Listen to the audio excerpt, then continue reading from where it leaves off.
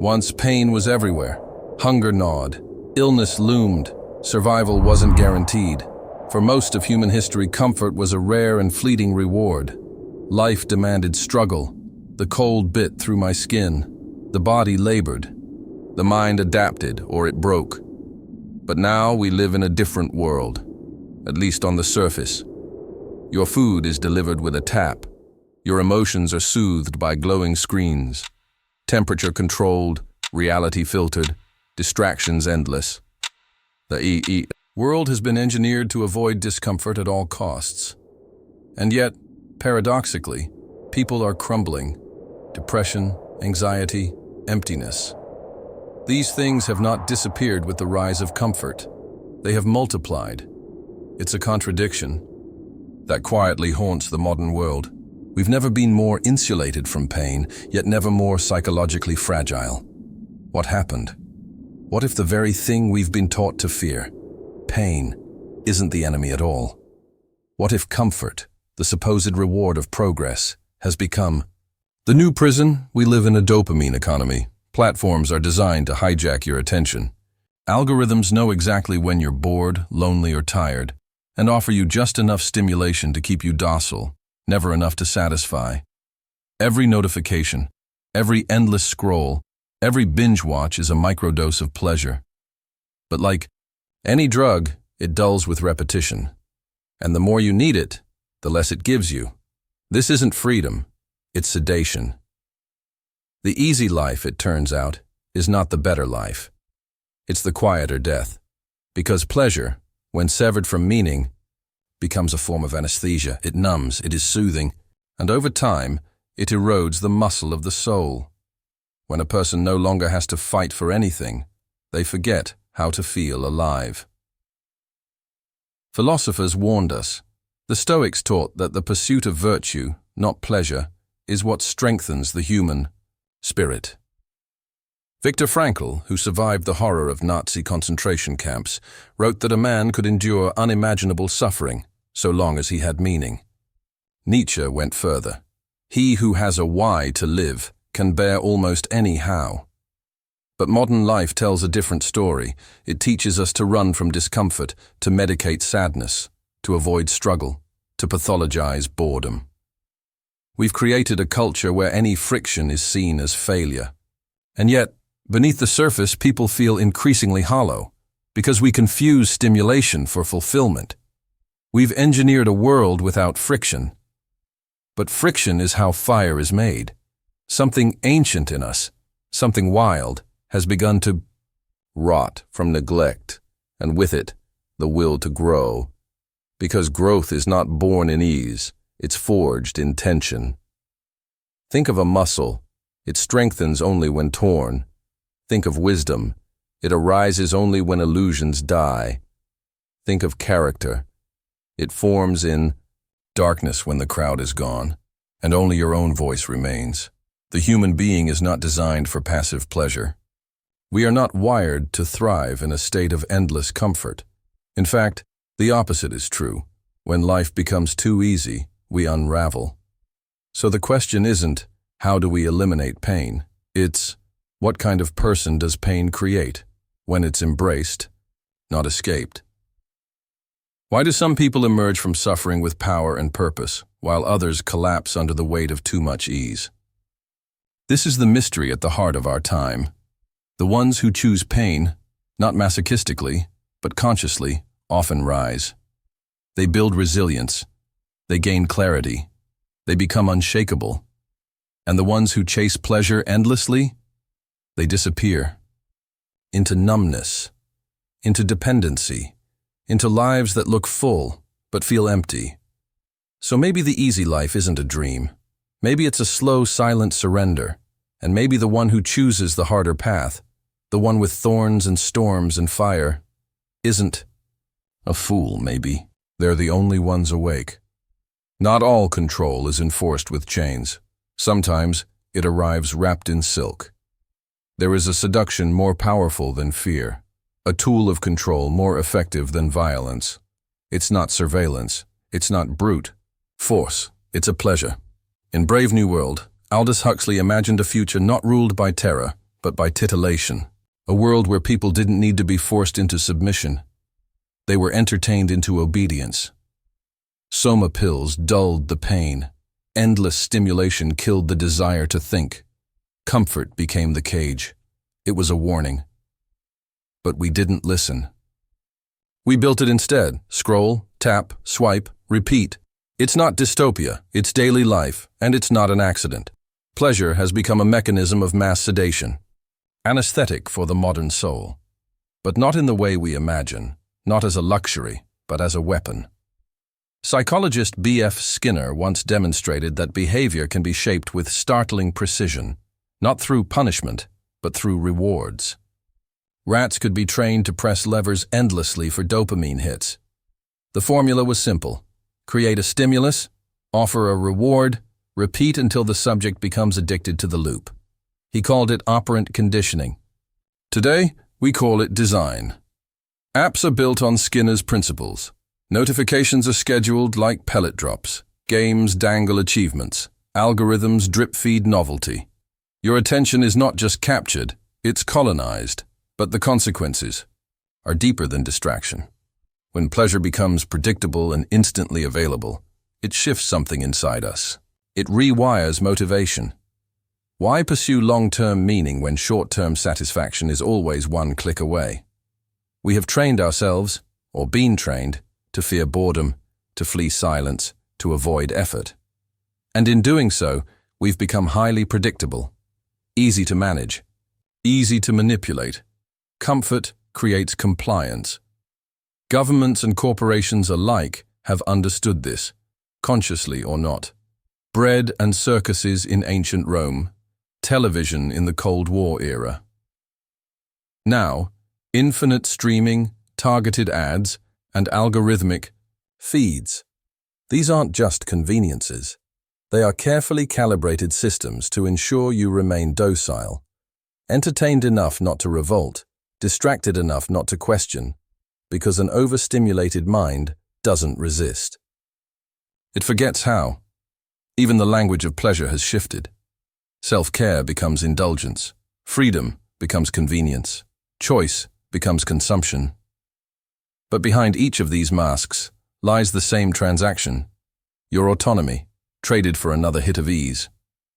History reminds us, pain wakes people up.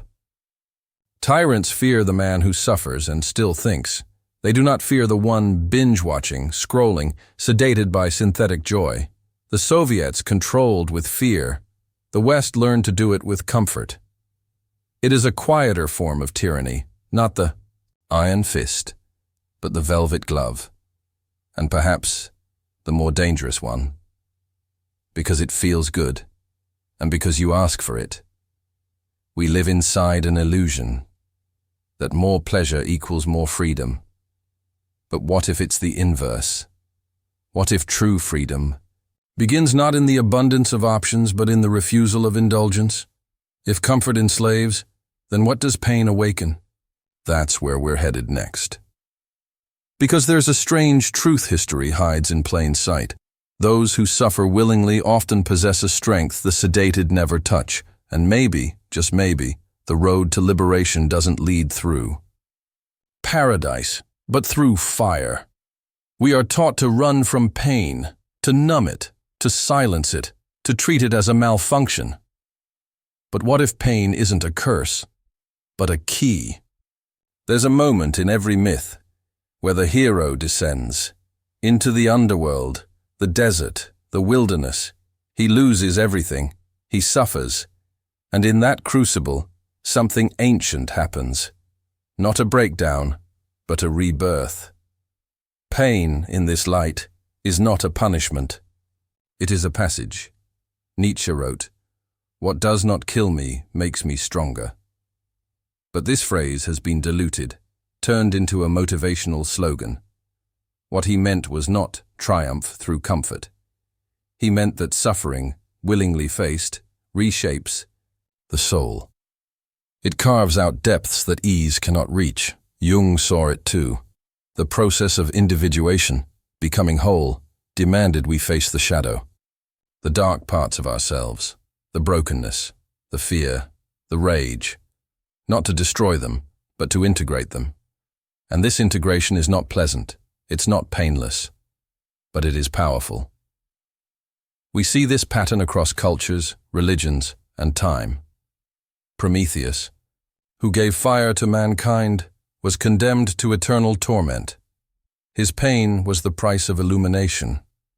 Christ, who carried the cross, was not glorified despite his suffering, but through it. His sacrifice was the axis on which redemption turned. Siddhartha sat beneath a tree, refusing comfort until he pierced through illusion. Enlightenment came not by indulgence, but by surrender to discomfort. Why this recurring theme? Because transformation demands fire, and fire does not ask permission to burn. In psychology, Viktor Frankl, a Holocaust survivor, developed logotherapy, a framework that understood suffering not as something to eliminate, but something to understand. In the camps, Frankl saw men stripped of everything: possessions, identity, even dignity. But those who found meaning in their pain, however small, however fragile, were more likely to survive, more likely to retain humanity in a place built to erase it. His insight was piercing. When life loses all pleasure, it is only meaning that sustains us. This flips the modern narrative on its head. Today we are told to avoid discomfort, to medicate sadness, to sidestep failure. But in doing so, we've severed ourselves from our most ancient teacher. Pain. Pain is not just a signal that something is wrong. It is also a signal that something is growing. The athlete who pushes through exhaustion. The writer who wrestles with the void of the blank page. The monk in silent retreat. The addict in recovery. The whistleblower is facing exile. They are all enduring something the world avoids and gaining something the world can't see. Resilience. Depth. Clarity. The one who chooses pain over pleasure is not a masochist. They are someone who sees further, who understands that all great things, mastery, truth, transformation, have a cost, and that currency is often uncomfortable. There is a strange kind of strength in walking toward what others flee, in standing still when others run, in listening to the pain when others drown it out. This is not to romanticize suffering. Some pain is unjust. Some trauma is senseless. But even then, what we do with that pain determines what it does to us. Do we let it hollow us? Or do we let it forge us? The fire can consume, yes. But it can also purify. We are surrounded by a world obsessed with avoiding the flame. But the ones who step into it, deliberately, consciously, are transformed. Because pain doesn't just hurt. It reveals. It strips away illusion. It shows us what we're made of. And in that revelation, there is freedom. The kind of freedom that cannot be purchased, programmed, or promised. Only earned. Through fire. There's a quiet rebellion that doesn't scream in the streets or post slogans online. It happens in the dark, in silence, in solitude. When a person makes the radical choice to feel. In a world that rewards numbness, choosing pain is an act of treason. Not all suffering is involuntary. Some people walk into discomfort, not because they enjoy it, but because it frees them from a deeper prison. The prison of manipulation. The cage of invisible comfort. When Diogenes slept in the streets and lived in a barrel, he wasn't broken. He was free. He spat in the face of convention, mocked luxury, and exposed the emptiness behind polite society. His filth was a mirror. He lived with nothing to prove the world had nothing he needed. The system doesn't fear rage. It can pacify rage. It fears the one who no longer needs its rewards, the one who fasts in an age of indulgence, who tells the truth when lies are more profitable, who embraces solitude when attention is the new currency. To voluntarily suffer, to reject ease, is to strip the system of its power over you. Fasting disciplines the body. Solitude reclaims the mind. Brutal honesty breaks the illusion. Intellectual friction sharpens clarity. These aren't punishments. They're weapons of resistance. They say, I will not be owned by pleasure. This is where ancient Stoicism returns, with new fire. The Stoics taught that pain is inevitable, but misery is optional. That the highest power isn't in dominating others, it's in mastering yourself. When you stop fearing discomfort, the world loses its leverage. Self-imposed. Suffering is not self-harm. It is self-liberation. It's how the soul whispers, I am still mine. And in that whisper, a new kind of rebellion is born, one the system cannot commodify, cannot algorithmically target, cannot destroy. Because when pain is chosen, the soul becomes untouchable. The mind does not grow strong through comfort. It evolves through resistance. Like a muscle, the psyche becomes dense, focused, and resilient when tested, when it's pushed to the edge, then forced to rebuild. This is not philosophy, this is biology. Neuroplasticity, the brain's ability to rewire itself, is not triggered by ease. It is sparked by effort, tension, discomfort. The harder the challenge, the deeper the groove it carves in your mind. Nassim Taleb calls it anti-fragility. The idea that certain systems don't just survive stress, they require it. They become stronger precisely because of volatility. It's the opposite of fragility. A fragile glass shatters under pressure. An anti-fragile mind uses pressure as fuel. This is the psychology of those who choose pain, not as masochism, but as transformation. Take the marshmallow experiment. Children offered 1 marshmallow now, or 2 if they wait. The ones who delayed gratification didn't just succeed at the task. They lived longer, had better relationships, earned more, suffered less depression. Why? Because they mastered impulse. They reprogrammed themselves for long-term reward over short-term escape. Now scale that up. Cold exposure isn't a trend. Silence isn't a wellness hack.